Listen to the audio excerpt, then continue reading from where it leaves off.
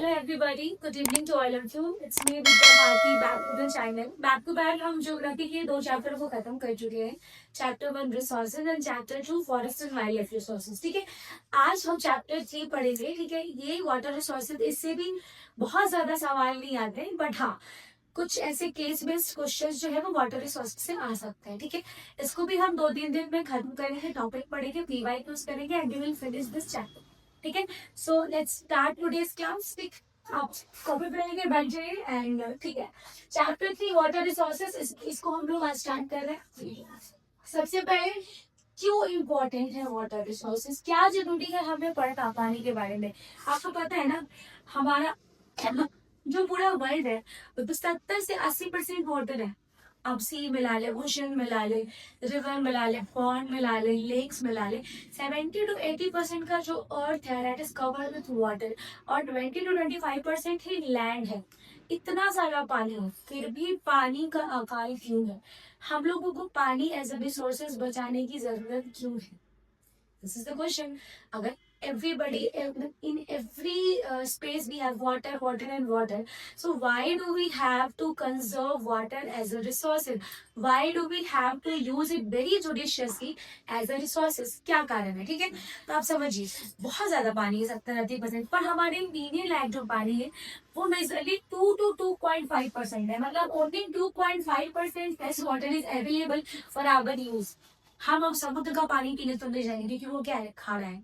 ठीक है, नदी के पानी जो डायरेक्ट बहती है हम वो नहीं पी सकते हैं, वो इम्प्योर है. ठीक है, तो जो प्योर फ्रेश वाटर है हमारे पास, जो आइस कैप में है, ग्राउंड वाटर के फॉर्म में है, रेन वाटर हार्वेस्टिंग के फॉर्म में, ये सब 2.5% है जिसको हम यूज कर रहे हैं. ठीक है, और उस 2.5% में भी बहुत कम पॉइंट 0.0098 समथिंग परसेंट है जिसको हम इस्तेमाल में लाते हैं. तो सोचिए पानी की कितनी ज्यादा स्कार्सिटी है और कितना खपत कर रहे हैं हम लोग. ठीक है, तो हम आज स्टार्ट करते हैं वाटर रिसोर्सेज इम्पोर्टेंस. सबसे पहले ड्रिंकिंग एंड डोमेस्टिक यूज. घरों में आप समझिए, अगर एक दिन अगर आपके घर में पानी नहीं आए तो आप कोई काम नहीं कर सकते. घर का बर्तन धोना, कपड़े धोना, घर को साफ करना, ठीक है, बाथिंग, आपको टॉयलेट जाना है, आप वो भी बिना पानी के इस्तेमाल नहीं हो सकते. तो और ड्रिंकिंग मेजर, बिना पानी के तो हम पूरे दिन भी नहीं रह सकते. ठीक है, अब निर्जला किसी ने व्रत कर लिया तो अलग बात है, but drinking is very very must. ठीक है, उसके बाद एग्रीकल्चर, इरिगेशन. सबसे ज्यादा चावल के खेती में पानी की जरूरत होती है. चावल हो गया, गेहूं हो गया, जूट हो गया, कॉटन हो गया, इन सब में कृषि में हमें पानी की आवश्यकता होती है. ठीक है, इंडस्ट्रीज में बिना वाटर के तो काम ही नहीं चलेगा. वाटर जरूरी है फॉर कूलिंग इफेक्ट. ठीक है, इंडस्ट्रीज में, बड़े बड़े इंडस्ट्रीज में कूलिंग एजेंट के रूप में वाटर का इस्तेमाल होता है, इसलिए वाटर तो मस्ट है इंडस्ट्री में. फिर हम बात करेंगे हाइड्रो पावर जनरेशन. जहाँ पे भी डैम्स बने हैं, जहाँ पे पानी बहुत हाई से नीचे गिर रहा है, वहां पे हमारे पास मशीन लगी है. ठीक है, वो मशीन को जो टरबाइन है वो मूव करती है, और जब वो मूव करती है वो हाइडल, ठीक है, वाटर को और हाइड्रो को इलेक्ट्रिकल फॉर्म में कन्वर्ट करती है. वाटर को इलेक्ट्रिसिटी जनरेट करने में हेल्प करती है. ठीक है, ट्रांसपोर्टेशन वाटर, जैसे रिवर में हमने शिप हो गए बड़े बड़े, ठीक है, बड़ी बड़ी जहाज है, बोट राइड है, जो भी चीज है, हम उसमें ट्रांसपोर्टेशन में जहाज पे बैठ के एक जगह से दूसरी जगह जा सकते हैं. ठीक है, उसके बाद एक्वेटिक लाइफ. ठीक है, पानी में रहने वाले जितने भी जीव जंतु है वो भी हमारे लिए बहुत इंपॉर्टेंट है. फिश कल्चर, मेरीन में जो फिश है, जो हम फिश कैच करते हैं या उसको एक्सपोर्ट करते हैं, वो हमारी इकोनॉमी के लिए बहुत इंपॉर्टेंट है. मेराइन बेस्ड इकोनॉमी जो है 12% हमारे जीडीपी में हेल्प करता है, तो ये बहुत इंपॉर्टेंट है. ठीक है, ओके, नाउ वाटर स्कैर्सिटी क्यों हो रहा है?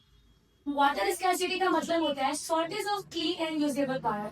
उस पानी की कमी हो जाना जो हम इस्तेमाल में लाते हैं. मैंने बोला आपको 70-80% तो पानी है, पर हम इस्तेमाल में जो पानी ला रहे हैं उसकी शॉर्टेज हो गई है, and that's what we call it water scarcity. ठीक है, इसका कारण क्या है? जनसंख्या बढ़ना.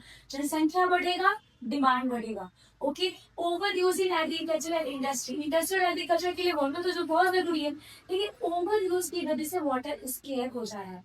Population of water, sorry, pollution of water body. जो पानी हमारे पास है उसको हम गंदा कर दे रहे हैं.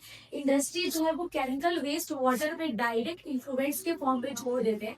वहाँ के ऑर्गेनिज्म के लिए भी ये अच्छा नहीं है, वहाँ के वाटर, वहाँ का जो वाटर है वो गंदा हो जाता है. बहुत सारे ड्रेनेज स्टार्टर ऐसे बने हैं कि वो रिवर में जाके एग्जिट करते हैं और रिवर को पॉल्यूट करते हैं. ठीक है, अनइक्वल डिस्ट्रीब्यूशन ऑफ वाटर, कहीं पे फ्लड आ रहा है तो कहीं पे सूखा पड़ रहा है। जैसे राजस्थान में सूखा है तो हमारे नॉर्दर्न प्लेस में फ्लड आ जा रहा है, पर अगर हम उसे ठीक से मैनेजमेंट करते तो फ्लडेड एरिया के वाटर को कंजर्व करके हम स्केयर अमाउंट ऑफ जो प्लेसेस है वहां पे वाटर दे सकते हैं, पर हमें मैनेजमेंट अच्छे से करने आना चाहिए।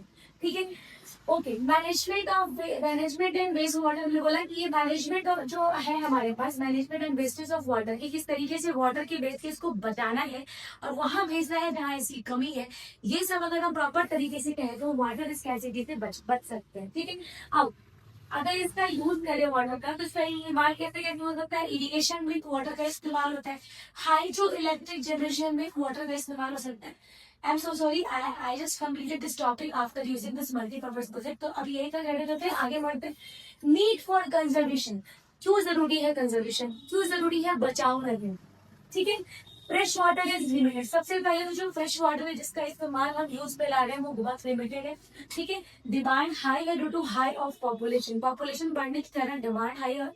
ठीक है, ground water of water increase हो रहा है, जो वाटर का जो ग्राउंड लेवल है वाटर का वो इंक्रीज हो रहा है। ठीक है, उसको इंक्रीज कर रहा है। हम कंजर्व करेंगे तो ग्राउंड वाटर इंक्रीज रहेगा तो हमें हमारे घरों में ड्रिंकिंग और बाकी सारी चीजों के लिए पानी अवेलेबल हो जाएगी। ठीक है, water pollution is also increasing. ठीक है, वाटर पॉल्यूशन के इंक्रीज होने की वजह से धीरे धीरे जो हमारे पास पानी भी है वो भी गंदा पानी है, इसलिए वाटर स्कैर्सिटी हो रहा है। तो हमें इन सब की वजह से कंजर्वेशन करने की जरूरत है वाटर को।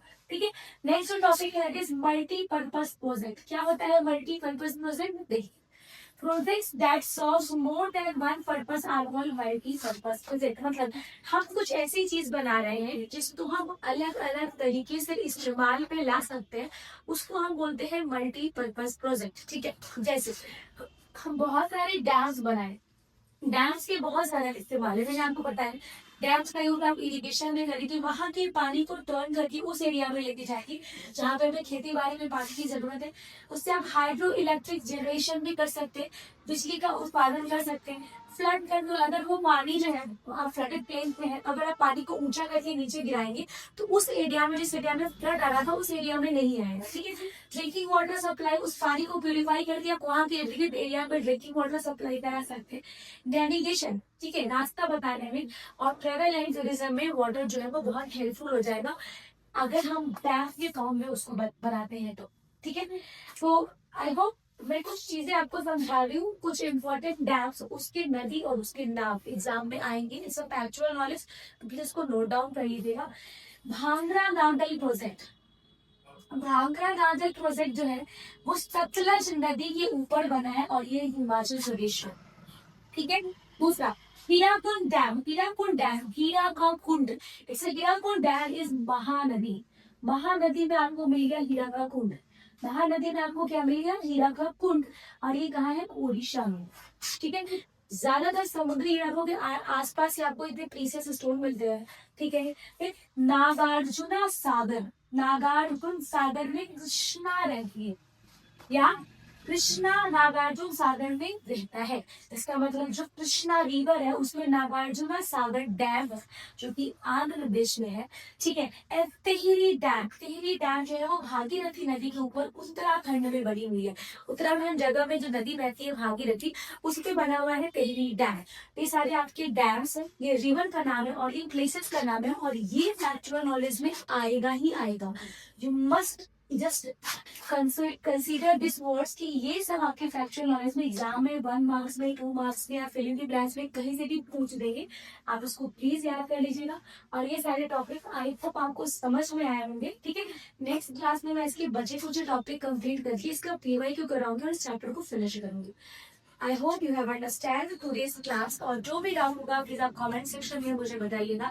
मैं पढ़ा रही हूँ आपको ठीक से समझा पा रही हूँ या नहीं, इस रिव्यू को भी आप कमेंट सेक्शन में डाल सकते हैं। एंड आई होप आप मुझे आगे बढ़ने में हेल्प करेंगे। ठीक है, और जस्ट मेरे चैनल को लाइक करिए, सब्सक्राइब करिए, मेरे साथ बने रहिए। Thank you so much.